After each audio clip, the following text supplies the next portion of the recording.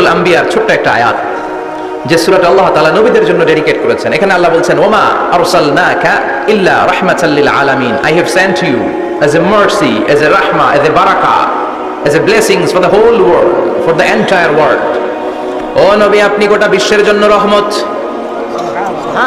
শুধু মানব গোষ্ঠীর জন্য না, শুধু দানব গোষ্ঠীর জন্য না, জিনদের জন্য না, প্রাণীকুলদের জন্য না, শুধু ফেরেশতাদের জন্য না, গোটা বিশ্বের জন্য বিশ্বনবীকে রহমত বানিয়ে পাঠিয়েছে কে? সবার জন্য রহমত। খোশ মেজাজের মানুষ ছিলেন, নরম দিলের মানুষ ছিলেন। ফাবিমা রাহমাতিন মিনাল্লাহি লিনতা লাহুম ওয়ালাউ কুনতা ফাযযান গালিযাল কলবি লানফাদ্দু মিন হাওলিক। আল্লাহ বললেন, ও নবী, আপনার হৃদয়টা বড় নরম, সফট হার্টেড মানুষ আপনি, কোমল হৃদয়ের মানুষ আপনি, খোশ মেজাজের মানুষ। বিশ্বনবী এত খোশ মেজাজের মানুষ ছিলেন, বিশ্বনবী যেখানেই যেতেন ওখানে মানুষের ভিড় হয়ে যেত।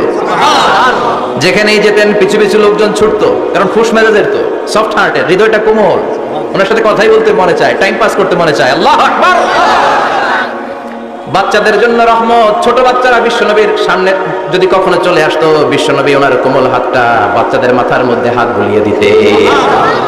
এমন কোন বাচ্চা বিশ্বনবীর সামনে দিয়ে ক্রস করতে পারতো না যে বাচ্চার মাথায় বিশ্বনবী হাত বুলাতেন না। নাতিদেরকে অনেক আদর করতেন। হাসান আর হুসাইন রাইহানাতাইন, বিশ্বনবীর সুগন্ধি।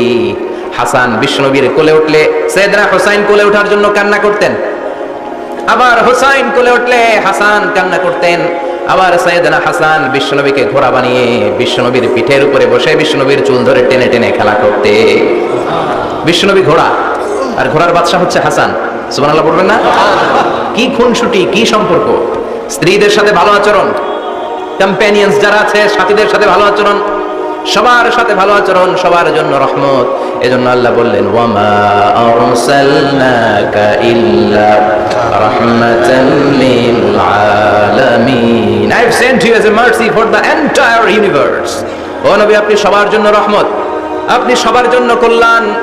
আপনার মধ্যে রহমতের বাড়িধারা এত বেশি, আপনি হ্যাঁ বললে শরীয়তের হুকুম হালাল হয়ে যায়, আপনি না বললে শরীয়তের হুকুম হারাম হয়ে যায়। আবার আপনি আঙ্গুল তুললে চার দুই ভাগ হয়ে যায়, জমিন থেকে পা তুললে আপনি আকাশে মেরাজে চলে যান। কি স্ট্যাটাস! কুড ইউ ইমাজিন কি স্ট্যাটাস আল্লাহ ওনাকে দিয়েছে। উনি হ্যাঁ বললে এটা হালাল, কারণ কোনটা হালাল কোনটা হারাম এটা ওনার কাছ থেকে জেনেছে। উনি যদি বলে ইয়েস, করতে পারবেন আপনারা, হালাল, কোটি কোটি মানুষের জন্য পারমিসিবল, লিগ্যাল।